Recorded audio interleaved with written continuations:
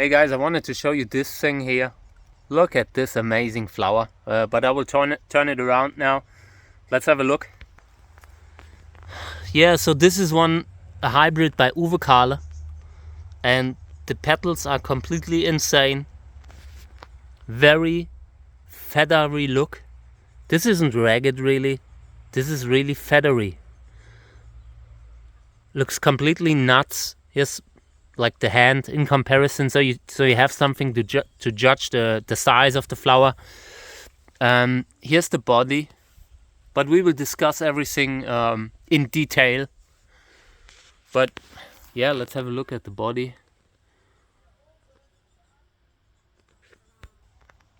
Very unusual spines, and it is involving all kinds of different parents.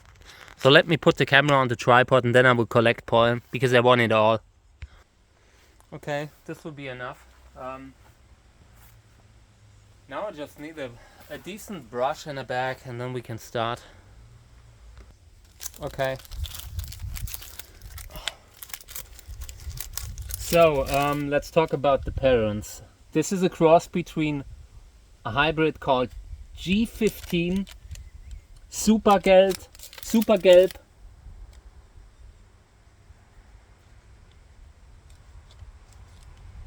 HERZ, Marta and DAGATI.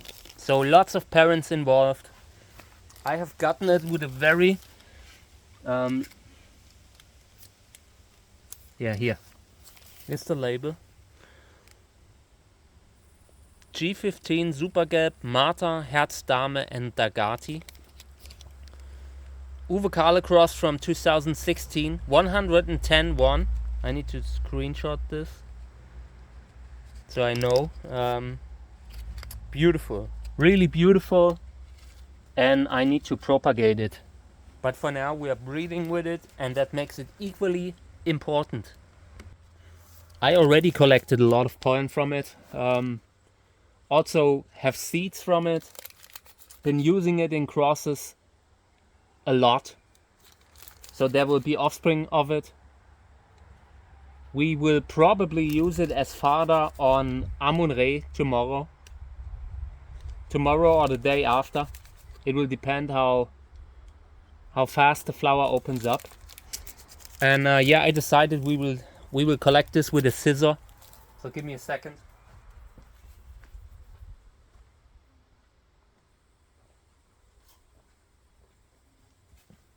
Okay, so because there would not be enough pollen.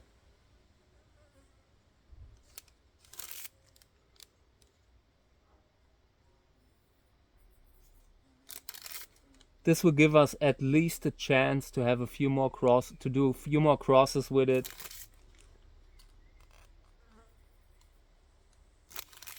Just gotta be careful that we do not accidentally cut the stigma. This kind of pollen collecting is something that I do for Lubivia. But sometimes when you have a very limited amount of pollen, you can do it with other plants too. I mean, you can do it with everything, but it mostly makes sense with stuff that doesn't produce a lot of pollen, because when you do it like this, the pollen doesn't stay viable for as long as it would stay if you would just collect pure pollen, you know? Okay. Very careful here.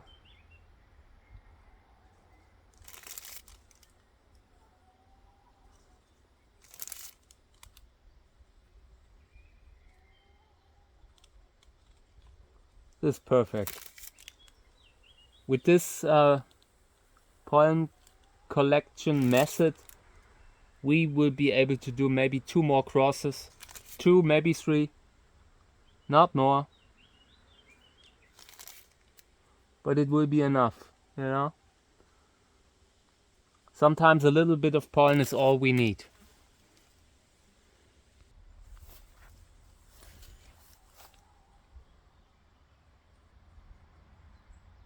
There's more pollen deep down in the flower, and the easiest approach would be to just remove it from the flower. like cut it open, you know, but I don't want to do that here. Just too beautiful flower to do it. This is the absolute maximum that I'm willing to do. When I'm done with this, I will also try to get more of the pollen out with the brush. But this is enough. I mean, this is okay. Amen.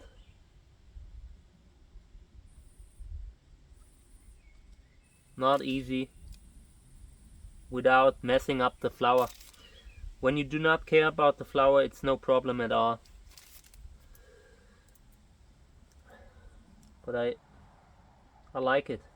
This is one of my favorites, and I paid maybe 30 bucks for it at the time. Now the situation is different. Now people have caught on to how amazing these are. Sometimes people need a little bit, you know. Okay, this is enough. I don't wanna overdo it here with just removing what I already cut off, and then I will brush more pollen into the bag.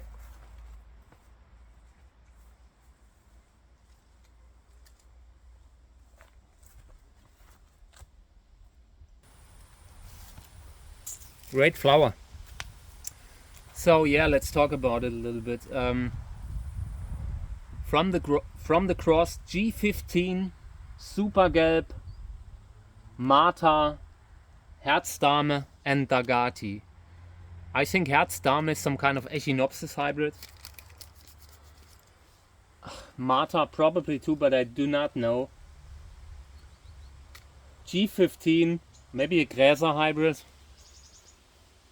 But these are very obscure parents, so gotta ask Uwe about it. Uwe Kahle is the breeder. And he didn't like it in the first place because the flower looked very small. Some of those, I mean, I have a few sisters, 2 sisters or 3, and the others are rather small. This is the best one. 14 centimeter diameter. Yeah, and that's okay for this kind of hybrid, you know. Yeah. Not a bad kind of flower for a feathery hybrid. And long term, I hope to make a lot of hybrids with it. I already have 5 years of breeding with it. I bought it maybe 5 years ago. There's a little insect there, and it needs to be brought into safety because it's dangerous where it was. Oh, come on, man. Okay. So I want to pollinate it with a hybrid. No, not with a hybrid, with a botanical species, probably botanical Trichocereus. I just got to see if there's pollen from it still left, because the bees were at it pretty aggressively.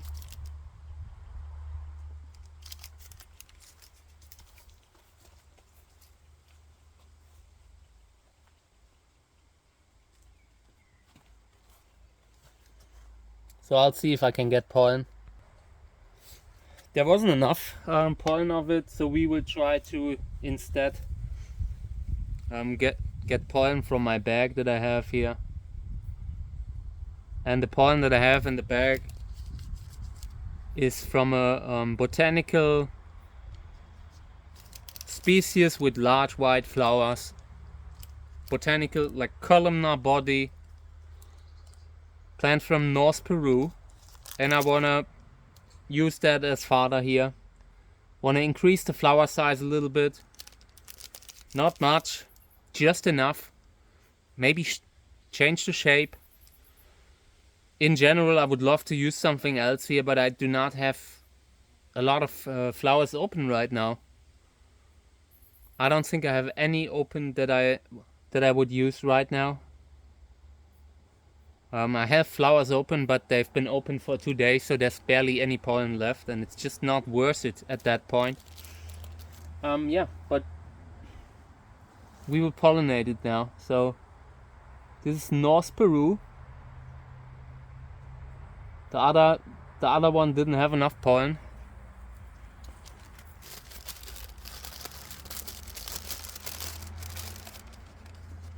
Sometimes the timing isn't right, you know. I wish it would have been easier. I wish I would have pollen of Isla del Sol, for example, because that one has huge flowers. Even the botanicals, there are big differences in regards to flower size. And yeah. But you can't, I mean, I could use pollen from the freezer that's a little bit older, but I just do not want to use pollen that's too old. That's such a great great flower plant here. This is just something that I put there to root, and now I can't get it out of the pot again. It's just too well rooted already. Let's use a little bit more. Okay, I think this should be enough. I actually expect it to work.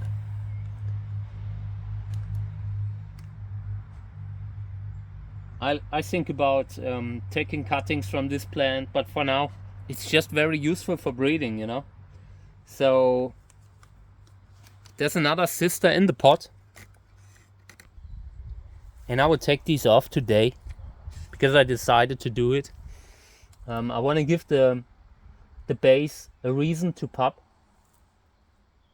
So these two will be rooted separately, but overall feel like I would love to cut this one because the flower is the best. Some that I have, they barely have like the petals are tiny, super thin. So this is one of the few that I use for breeding. One or two I use for breeding, the others I don't use for breeding because the size is just not there. Yeah.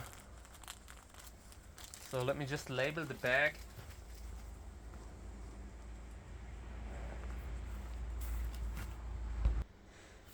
I just had to abort the video for a few minutes because my cat wasn't doing so well. She's very old and sometimes she's starting to vomit. Had her checked out, but they say she's just very picky about the food, and it really hurts me. It really hurts me every time because I want her to do well. She's 16, over 16. Yeah, and it's so hard on me personally to care for her because I do not want to, like, you know, you see that there are lots of problems that come with old age, and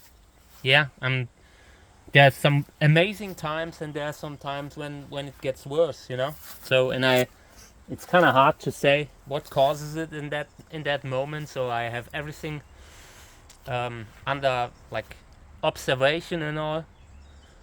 I suspect is that she doesn't drink enough during like the hot phases of the summer, and but yeah, it's really tough on me.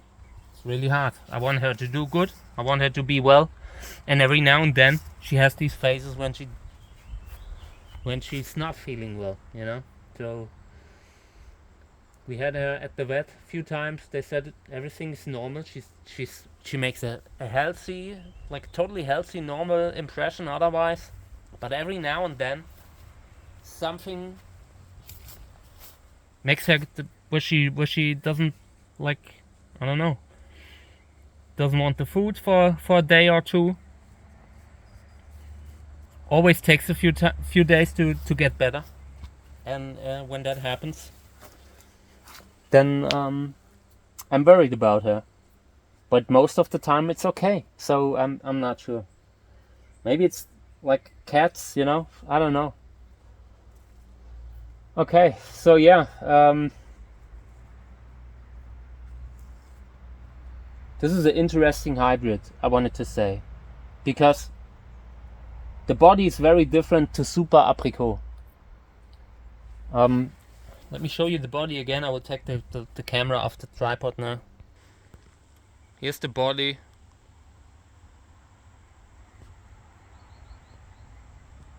And very different to Super Apricot. Let me show you Super Apricot, which I have open right now. This is Super Apricot. You see very different body. You see some similarities in the spines. The way the spine tips look like, for example. But it's still a very different kind of spination. This one here comes from Echinopsis. There's Echinopsis involved here. Echinopsis hybrid Apricot. Yeah, and the flower is a little bit different too. This one here is a little bit more orange and genetically problematic. The other one isn't really super great because it's a multi-hybrid, but it's a little bit better than Super Apricot. Here's my video set. Just to show you the body again. You know, the kind of spine color is a little bit similar.